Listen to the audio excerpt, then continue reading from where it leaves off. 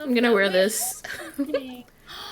I have something like that as well, but mine's a Christmas tree thingy. See? I don't even like Christmas like that, but we're gonna be I festive know you're today. more Halloween girly. Hey, Gigi. Hey, Hi, how are how are you? you? Oh I'm my God, good. we're in sync. I'm good as well.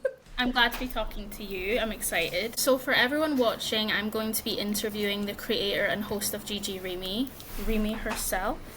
And I've been given the honor of guest hosting today. Normally, Reemie will be the host, but she's kindly let me interview her today just to introduce you and everyone to the show and what it's going to be about. But we want to get to know you a little bit first, so we're going to do a little bit of an interrogation on you, if that is Not okay. an interrogation. Oh my goodness. Interrogation, yes, very much I so. didn't do it. I'm so excited to do this, so let's get straight into it. Uh, I just want to know, how did you get started with your content creation journey? Where did that begin for you? So, I started creating content around 2014. I got inspired by a bunch of other YouTubers and content creators that I saw while I was in college, and I thought to myself, it would be really, really fun to try it out myself. It was not the channel that I have now, but a former channel, and I used to do like random little skits and stuff. It was so cringy. I deleted it because I did not want to see it anymore. But it was just a lot of fun. And yeah, I started Reemie's World maybe 5 years ago, 20, maybe 2018 or 2019. I think it was 2019 because I started it with like my Monster X concert. And I just started Reemie's World because I wanted to try my hand in doing K-pop reactions as well as other stuff. And so far, it's been turning out pretty okay. Yeah, and I think what you said about finding old content cringy, but I think that's probably how most content creators feel about their previous work, because you start out like that before you build up to like a steady rhythm of making content that you feel happier sharing with the world. So I'm sure there's a lot of deleted videos out there from a lot of creators. Yeah. And then mentioning that you wanted to get into it from watching other people, who was it that you looked up to at the beginning that really inspired you? Not that we were in the same like genre of what I was trying to do, but I looked up to a lot of like British YouTubers and like lifestyle YouTubers. So my favorite one was Mazzy Maz, guy with the white chin. He was like a funny creator who did like a lot of, I don't know how to explain it. He was just really funny. Um, but I just remember like watching his content and like the way it made me feel, especially during like that time I was going through a lot. So watching his videos really made me smile a lot. I watched the Janoskians also. I was such a Janoskians girly as well. Same, same. Um, I watched a lifestyle creator by the name of Andrea's Choice. There's so many people that I can't name all of them, but definitely those two. I feel like there was another big one, but I cannot remember off the top of my head. But No, but I think that's normal, like yeah. watching different people, you take a little bit from each of them. They kind of inspire you in different ways. Mm-hmm. Obviously, apart from the K-pop reacting, you're a big gamer as well, and gaming's a big Yes. part of your content creation. So I was just Mm-hmm. wondering, what was your introduction to gaming, if you can remember, and sort of the first game you remember playing? So I've been playing video games for as long as I can remember. So, oof, that was a long time ago. I definitely remember that the first game I've ever like touched was a Mortal Kombat game. It's like one of the really, really old Mortal Kombat games. And I don't know what I was doing. I just wanted to press the buttons and fight people. So that's what I was trying to do. Why I was trying to play this as a child and nobody tried to stop me, I don't know. But that's definitely one of the first games I ever played. Um, And then later on in life, I got into playing a game called Gauntlet Legends with my family. A lot of the games that I got introduced to were from family. We used to have like a big family time where we used to play a lot of PlayStation 2 games. I'm a PlayStation girly.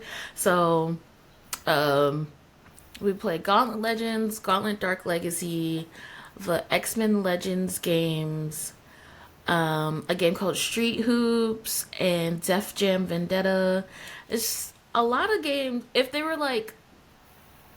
a way to have multiple like people playing at one time, we definitely played it. I definitely would say X Men. X Men is my favorite. Reppin', she's reppin'. Yes, yes. I bought this shirt not too long ago, and it has Rogue and you can't see it, but it has Rogue and Gambit on it. So Rogue is one of my favorite X Men, but I just remember that time being like very wholesome. It makes me remember like really really good times, which is why I enjoy playing games with other people or like multiplayer games because those it just reminds me of like really good times. But I still have my old PlayStation 2, so Wow. if I ever need to bust it out, it's literally like right here. And sometimes I baby. play it on streams. Yes. Oh, that's so sweet. I'll never And that's get rid of really, her. it's really nice, like having memories of playing with your family. I think that's really sweet and a nice way to be introduced to games as well. You have those memories of playing games with your family from when you were younger. I think that's a really nice way to be introduced to it and have those memories and bonding time with your family as well. That's really nice. And sticking on gaming, I was just wondering if you have a current favorite game that you would recommend to anyone out there, and also any that you're looking forward to coming out in the future. Okay. So, my current games that I am playing, my boyfriend and I just finished playing the very first Amanda the Adventurer. It's kind of like Dora the Explorer, but horror. And that was pretty interesting. I tried to play it by myself and it made me really mad. So I was like, I quit. I don't want to play it anymore. But I went back to it with like a clear mind and really worked through it. And I was like, okay, this is actually really fun. And then I'm also playing a cozy game called Wildflowers, which is really fun. It's like a farming simulator mixed with magic. Basically, a girl comes from the city to take care of her grandmother, and she finds out her grandmother's a witch, and she finds out she's also a witch. And then you just go around meeting the townsfolk and finding out the secrets of the little farm town. And it's so cute. I love the art style so much. I That does sound cute. And then a game that I am anticipating in the future. I really want to play the new Dynasty Warriors Origin. I didn't talk about it earlier, but Dynasty Warriors is also a game that I used to play with my family. It is like a hack and slash game with like it's like the story of the Han Dynasty and stuff like that. And I absolutely love the game to death. I've played so many of the iterations of it. So Dynasty Warriors Origin looks so good. The graphics look amazing, and I'm so excited to play that. I know it's a game that also came out already this year, but I want to play Tekken 8 because I'm also a Tekken girly. But I'm kind of like, do I really need to buy this game right now? It's on sale on Steam right now as we speak, as of December 16th, 2024. So if you guys are watching this in the future, December 16th, 2024, it's on sale right now. And I'm like, should I buy this game? I do not know. Am I going to actually play it? The problem is, am I actually going to play it? You will. Because I have so many games that I have yet to play that I don't want to just buy another one. And it's just like sitting in my library. But just treat yourself. Like, it's on sale for a reason. You should buy it. I mean, yes, but I'm never not gonna tell you to buy something that you want. I just bought like Was it two? I just bought two new K-pop albums, so I've been treating myself. Yeah, but it's on sale. It's just like an extra Mm, treat. You deserve it. I Girl. guess. I guess. Those sound really good though. Yeah, those sound really interesting. Um, Mm-hmm. Going back to just talking about your content creation journey so far, I was just wondering if you could talk about some highs and lows that you've had in your career. Um, I'll start off with highs. I feel like my entire K-pop, not K-pop, my entire content creation slash streaming journey has taught me a lot about myself. It's taught me to not give up on my dreams. It's taught me to be more consistent in the things that I want. If I see something that I want, I need to go after it. Um, and just like I, the things that I want, I can actually do. I just have to put forth the effort because it's like right in front of me. I just gotta grab it. So I think that's a really big high.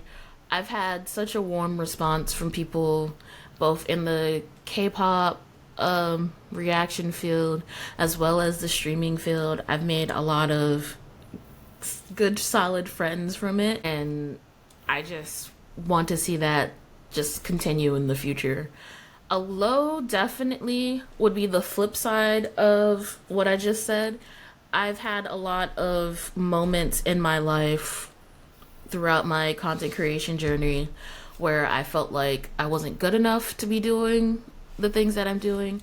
I would make reaction videos and then I would look at the view count and it wouldn't go up because reactions, especially K-pop, it's kind of a saturated field, so there are a lot of reactioners out there, but I just felt like I put in a lot of effort and I didn't see a lot out of it. So um, a lot of the times I'd be like, well, maybe this isn't something I should be doing. Maybe I should just like give up. Same thing with streaming. Streaming is such a very hard pill to swallow because you're not gonna see the fruits of your labor in the beginning. You have to like put forth the effort. You have to make content outside of streaming in order for your streams to like truly grow, especially TikTok. I feel like TikTok has been a very big eye opener for me because I feel like I've been trying to make good content and then TikTok will slap me in my face and be like, no, 200 viewers, that's it. And I'm like, that sucks because I really tried to edit this video so well. You gotta stay persistent throughout all of this. There's gonna be times where your videos and your content will be like super super high. There'll be times where it's super super low. You just have to continue to play around with the algorithm, see what works. If it works, keep doing some of that. If it stops working, try new stuff out. And that's what I have to like constantly tell myself, like, you did it, you did enough, keep working on it. If it doesn't work the first time, try something else. So that is where I'm at right now in my life. It took me a long time to get to this point because even like the beginning of this year, I've had some like moments where I had to take like mental health breaks because of this, because I just felt like I wasn't doing enough. I wasn't good enough, and I had to keep reminding myself, hey, no, stop doing that. You are more than enough. But yeah, those were some highs and some lows about my content creation journey. It's really interesting hearing that, and it kind of rolled into my next question, which was if you ever have had days where you felt like it wasn't the right career for you and how you got over that hump. But you've kind of answered that just by saying, um, to stay persistent and to keep going. Yeah. remind yourself that you're doing your best. So after talking about the lows, I want to make this a more positive conversation. So where do you Mm-hmm. want your streaming and content creator journey to be in 5 years? Where do you see yourself going? So my big goal, which in like a couple of weeks, I'm gonna do like a vision board. And my big goal is to do like a YouTube partner. I was supposed to do it this year, but I was lacking. So I really want to get YouTube partner in the next 5 years. I'm hoping it won't take 5 years, but if it does, it's okay. Just Hmm. it's not how fast you get in the journey. It's the journey along the way. That's not how that saying goes. Oh my god. It's something like that. It's like the something climb, something something Miley Cyrus, the climb. That's something all. something Hannah Montana. Something Hannah said. What would Hannah do? But right. But I would also really love to see like this show, GGReemie, like take on a life of its own. One day I want to have like my own studio to where I can have guests physically take part in the show and just like meet new people, hopefully get more out of my shell because I am for sure a very serious introvert. So I'm hoping that the show will help me break out of my shell. Um, I want to, like a lot of my other inspirations in content creation, I hope that my content just makes other people smile, other people laugh, even if it's not like my reactions, maybe my gameplays. Because I do, I do some off the wall stuff sometimes. I just say like random stuff sometimes, but I just hope that like my um content creation brings smiles to people's faces and maybe inspire some other people in the future. I love that. That's such a sweet answer. Um, Inspiration. so cute. Okay, so to get to know you on a little bit more of a personal level, outside of Mm-hmm. content creating and gaming, what are some other things you like to do in your free time that you enjoy? So first of all, I unlocked a new obsession. I have been doing Lego builds and I actually really like doing Legos. I didn't think that I would. I Wow. was afraid that I was going to like mess it up, but funny enough, it's actually really good. My desk is a little messy, but Let's see it. It doesn't matter. oh, my We, mic's in the way also. we don't mind a little mess. But as you can see, Oh, we yeah. have like the Animal Crossing Legos going on over here. That's so cute. Yes. And then occasionally I'll pretend like I'm an artist and I'll paint stuff as well. It's not good, but you know, it's what it is. And is sleeping a hobby? Like I cuz mean, for that's me, my it favorite. I like to take naps on a regular basis. that's what I do I 20 sound so old. Like That's I what I like do. naps. Good. Yeah. Naps are my No. favorite. Sleeping's good. Yeah. Sleeping's always a good hobby. Yeah, it's very good. Hmm. I love that you're into Lego. That's so cute. And the painting. I'm sure your paintings are very nice. Don't put I your paintings am, down. you know, Picasso. I'm Reemie Picasso. Yes. Ooh. Slay. I love it. Um, no, I don't have an artistic bone in my body, unfortunately. I'd like to be able to paint, but I can't. Um, I could just make it abstract. yeah, that's what I'll say. It's abstract. It's art. You just have to find the meaning. Yeah, you have to look for the meaning as the viewer. And now pay me a lot of money for this, please. That would be nice. Or get like Um, an animal and let them paint. So people oh can be like, yeah, like paw prints or hmm. something. And it feels like this dog was struggling really deep inside, and I feel the pain of this chihuahua. Yeah, just get really Pug deep and pain. pretentious with it. Pug pain. I liked it. That would be a good title for a painting. Um, Pug pain.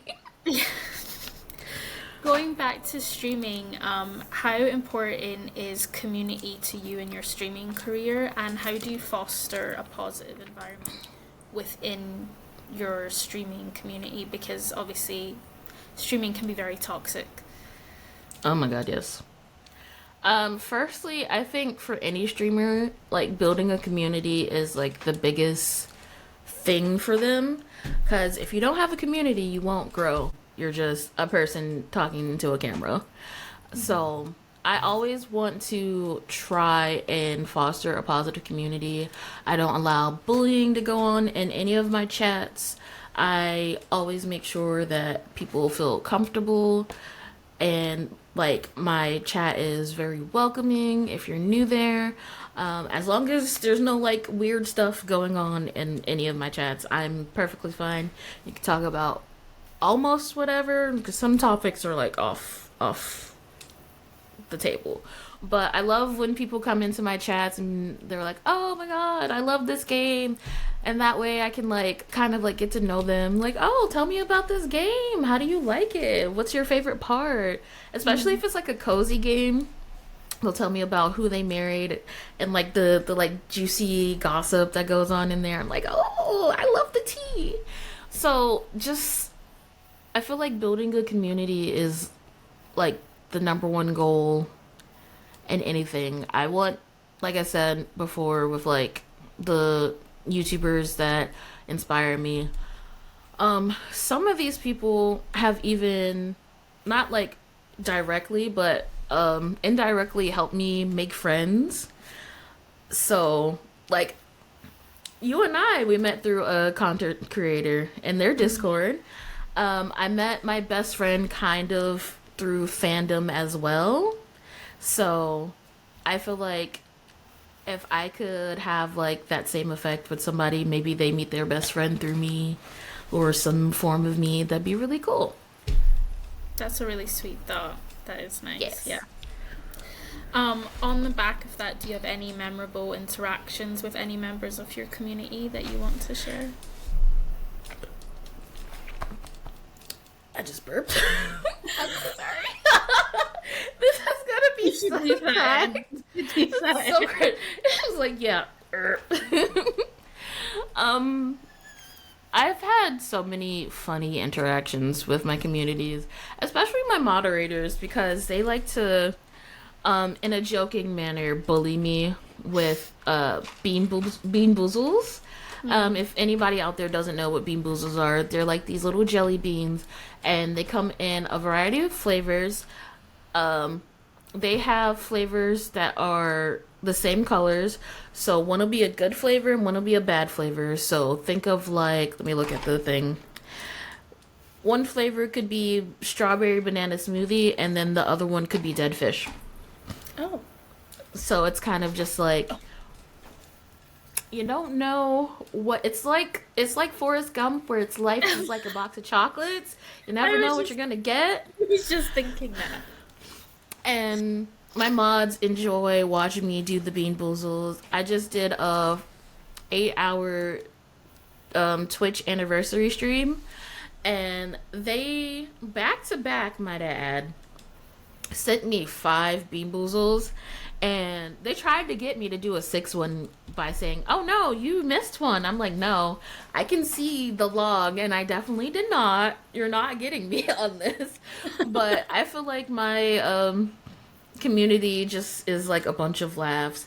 They also just like to remind me that I like to play a lot of choice-based games. So they like to remind me that in a game called Detroit Become Human, I chose to kind of destroy the city, but I did it in order to save the androids. And they're like, there was an option where you could have picked to like everybody would have been fine, but no, you decided to blow up buildings and stuff. I'm like, I didn't know that was gonna happen. I just wanted my main cast to survive, and they did. So I'm perfectly fine with whatever. Forget the humans. Let the androids take over. Oh my gosh. But it's always funny. They're always laughing at stuff that I say or do. They're like, "No, don't do that." I'm like, "But it's funny." So I always have like a lot of laughs.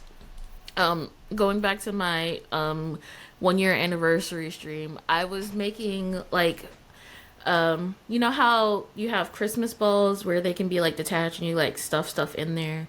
I was making my subscribers some like Christmas balls with their names on it, and I oof, I knew this was gonna happen because I'm like 100 out of 10 clumsy, and I spilled some glitter all over my floor. It's still there, and I'm like, huh. And they were just like, oh. There she There goes goes. Reemie, messing stuff up again. But those are the type of like interactions that I absolutely love, cause it's like it's so much fun, just like interacting with people, laughing and just like enjoying life. Always loved leaving my streams and feeling like, yeah, this is a good stream. I had a lot of fun.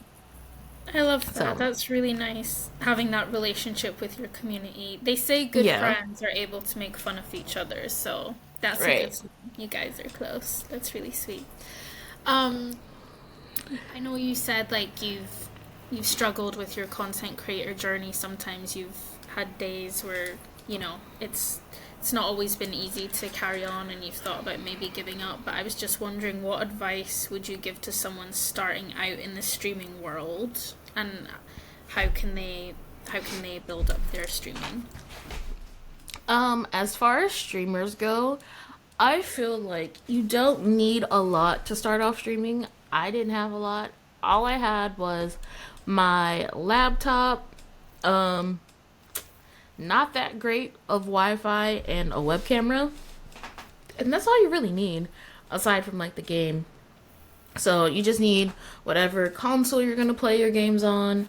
If you're doing like a PlayStation or Xbox type situation, get you a nice little capture card, which are very cheap. Even if you're just playing off the console, you can stream from your console. All you need is like a good little mic, and you just build it up along the way. You don't need like a big fancy setup. You don't need millions and millions of dollars worth of cameras or lights and stuff. Some of the stuff that I had already prior to like other ventures in my life. So I did have a camera, or I still do have a camera, and it's a DSLR, but I had it like years prior to streaming because I enjoy taking pictures. So I was able to use that as my like camera, and then because I had that, I also had lighting prior to it, and just little by little, I built up my streaming setup to what I have today. Um, and I feel like you also just need to know how to use whatever like streaming service that you're gonna use. So whether it's OBS, whether it's Stream Element, not Stream Elements, Streamlabs, OBS, or whatever you use, just know the ins and outs of that, how to set everything up, because that's gonna be like the big thing. Um, be very, I would say, just be engaging. I know a lot of people are gonna feel very uncomfortable in the beginning when they start streaming. They feel like, oh, just play the game and then people will enjoy it. But no, you gotta talk, because a lot of people don't want to watch you if you're just playing the game. They want to be able to interact with you. Because a lot of people, yes, they like watching people play games or whatever, but they also come for the chit chat, the interactions. That's when people like really engage with your content and they start following you and getting to know you. A big thing, I don't know how long this is gonna last, but like utilizing TikTok to get your content out there, making other content outside of your niche might also help. So if you have a following somewhere else, ask them to follow you on Twitch or whatever streaming platform that you use. Um, Utilize YouTube as well, because if you make if you stream on like Twitch, you can also edit and put your videos on YouTube as well, so that there's more people circulating and getting to know your videos. Learn how to edit. I know a lot of people don't like editing, but if you learn how to edit, it helps you out so much. Same goes for content creators, like strictly YouTube content creators. Get used to being on camera. I know a lot of people don't like the sound of their voices, or they don't like seeing themselves on camera. I hit my mic. I'm always doing that. But I remember watching a video back in like maybe 2014, 2015, and I don't remember the creator's name, but I just remember her saying, film yourself like 100 times so that you get used to being on camera. You're not going to feel used to being on camera until like your 100th video. Um, I don't think it took me that long because I come from like a background of like theater and stuff. So I'm used to like being in front of people. Strangely enough, as an introvert, I was a theater kid. Miss Introvert over here.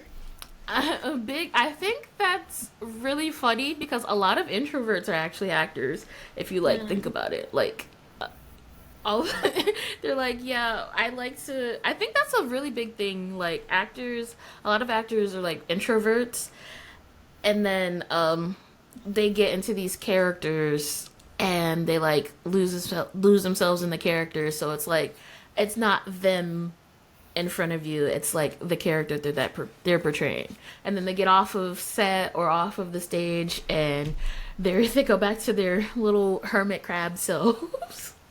And that's kind of like me for sure. So maybe streaming and content creation is just a form of acting for me.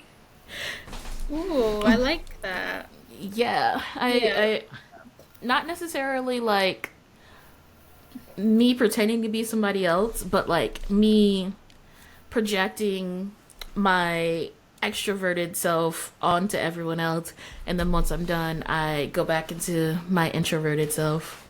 That's Yeah, kind it's of kind of like like, how it is. yeah, you're tapping into your inner extrovert. She Yeah, pops out now and again for the streams. yeah. Um, and finally, you'll be glad to know the interrogation is almost over, although I do have one more surprise question at the end. But Oh God. finally, please let us know of any other upcoming projects you have coming up or things that your viewers can look forward to. So I'm filming this in 2024, but GGReemie will be out in 2025. I gotta reach out to some people. I'm using this as a like basis for everything that I want to happen. Um, I'm just looking forward to the new year. I don't want to jinx myself and be like 2025 is my year because the last time I said that COVID happened. So I'm just gonna say I'm hoping that I have a successful 2025 and nothing crazy happens. But you know, I don't know. I'm just hoping that I have a good year and I reach the goals that I have in mind for myself in the future. That's it. Absolutely. I'll be rooting for you all the way. You're And I gonna hope do I get it. more time to play more video games. You'll do it. You will manage it. No, you will. Now for probably the hardest question that you were gonna have this whole interview. Oh god. I've selected three K-pop songs that I know you like, and we're gonna do a little kiss, marry, kill situation. So you have to get rid of one song, Oh one song god. that you would be like married to for life if you could, and one that you just have a little brief, like a little flirtation with, like a little kiss in the club, you know, Not in the club. a little kiss in the club, a little drunk A little kiss, smooch. yeah, smooch, smooch. Okay, the songs are. I feel like an evil genius. The songs are "Spell" by 17, Oh. Okay. "Call Me Baby" by EXO, Okay. and "Who Do You Love" by Monsta X. Ooh, okay. I feel like this is gonna be easy. Okay, that's Funny I wanted you enough. to be squirming. I wanted you to be No, I like, feel like funny enough, this is gonna be easy. ah, I need You to might pick have to hard. pick some more. That's hard. That's But hard. I would marry Call Me Baby. I would Ooh. kiss I would kiss Spell, and then I would kill Who Do You Love? Oh, interesting. Any particular Yeah. reason why? Um, I just feel like the rap part in Who Do You Love I could do without. Like if it was the actual I feel like they didn't need French French Montana in that Montana. song. Mm. I say this all the time with a lot of like K-pop songs that get like promoted with like Western artists, and sometimes even like R&B songs that have rappers in it. The song will be like, "Ooh, baby, I love you. You're my whole world," and then the rapper will come in and sing about something completely different. And that's like a big like gripe I have with like R&B mixed with rap songs. Like sometimes people get it right, and then a lot of the times people get it all the way wrong. And that's just like when I hear Who Do You Love, I'm like, yes, who do you love? Love it. For life. And then it gets to the rap part, and I'm like, I wish I Am would have had more lines in it, because I he didn't say a lot, and I wish that like he would have had more of a presence, because I feel like listening to his solo music, he would have killed that.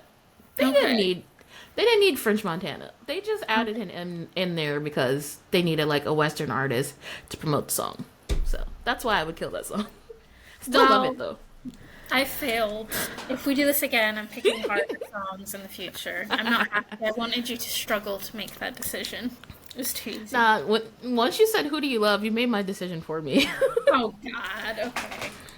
I need to So pick harder songs next time. yeah, Well, and you know I love Call Me Baby, I know. I didn't and know I love that. Spell. Spell is such a good song as well. So Well, it wasn't hard. it was lovely speaking to you today. Thank you for Thank letting you me for do doing this. interview. It was so nice talking to you, and I'm so excited for the future of GGReemie and seeing how everything goes. And yeah, I'm just so excited for you and everything you're doing, and I'm so happy for you. And I love your tree. I like that we both Thank didn't you. plan on having matching tree heads, but we've managed to. Just gonna, yeah, I feel like we should So- like touch trees or something like. Not touch trees. Okay, for sure. But it was lovely talking to you, and I can't wait to see the future of GGReemie. Thank you so much for helping me do all of this. We've been chatting back and forth about all of this, and you've been helping a lot.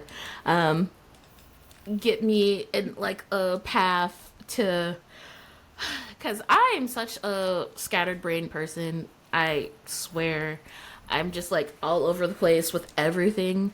So I really appreciate you doing this for me and helping me out, because if it weren't for you, I would have done this myself, and it would have been so awkward. So I really appreciate you being here. Oh, stop. I'm gonna It would have been so awkward. I've been like, ugh. I would have taken so many breaks. It would have taken me like 2 hours to do.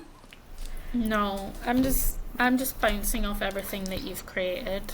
I'm just a voice, a vessel to the questions. All right, well, we're gonna end this here. Thank you so much. Here's to GGReemie in the future.